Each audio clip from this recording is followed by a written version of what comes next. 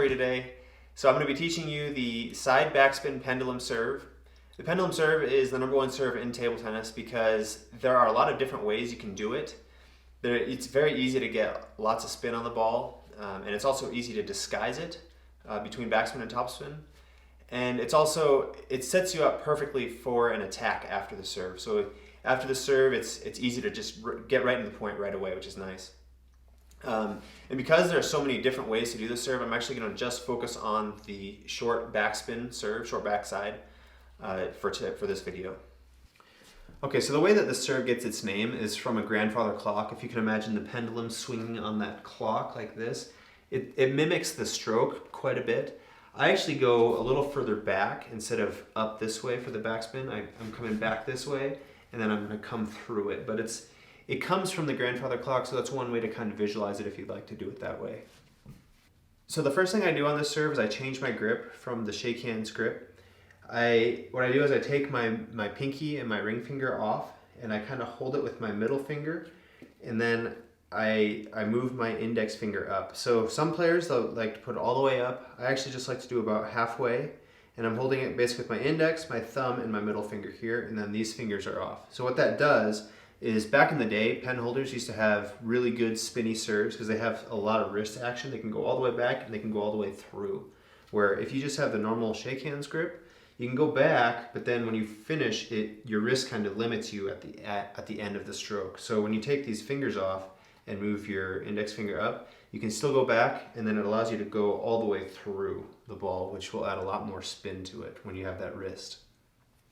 Okay, so with your wrist, I want you to have a lot of wrist action on this serve. So when I serve this, my wrist is actually already cocked back before I swing on it. So as I reach back, my wrist comes back, and then I'm going to come through, and I'm going to use that wrist all the way through the stroke. And something to always keep in mind with your wrist is you want to have the wrist motion be in line with the stroke motion. So you don't want to be moving your wrist this way as you swing or this way. That way doesn't even make sense.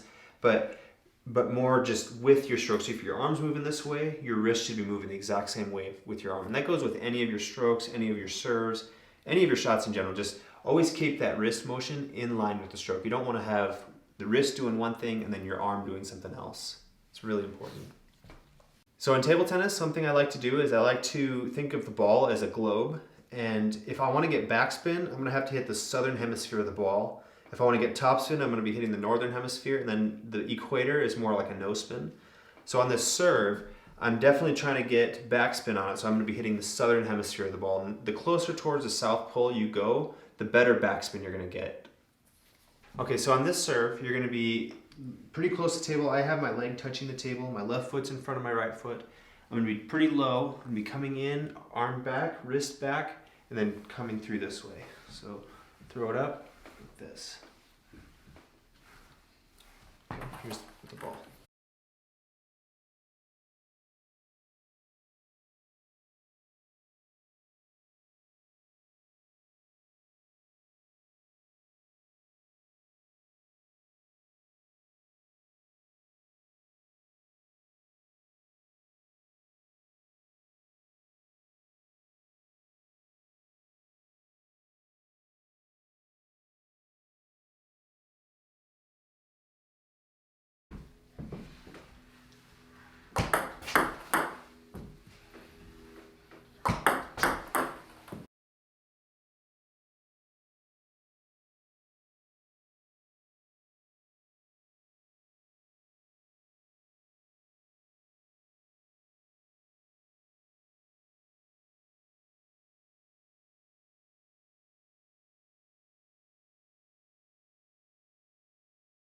So when would I pull the serve out in the match? For me, I'm actually doing it throughout the match, just varying the location and the spin, but this serve, I do it in the beginning, I do it in the middle, I do it at the end. It's a very comfortable serve, it sets me up pretty well, and it's hard for my opponent to really do a whole lot with.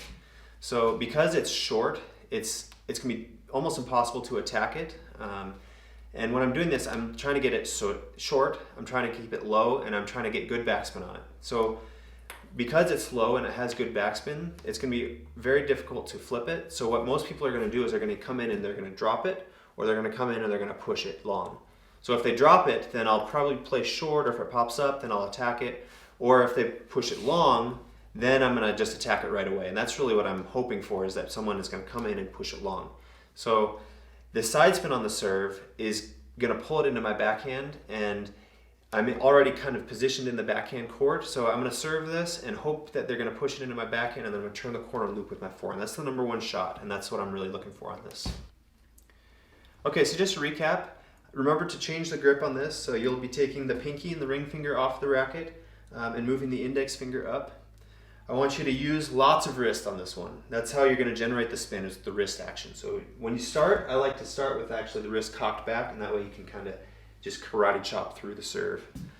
I want the left foot in front. That'll help you to get closer to the table and get better side spin. And what I do is I like to treat the ball like a globe, and I'm aiming for the southern hemisphere. That'll allow for the best backspin. The further towards the South Pole, the better the backspin. So that's all for today. If you like these videos, please subscribe. If you have any questions, put them in the comments. I'd like to see them, and I'll see you next time. Thanks.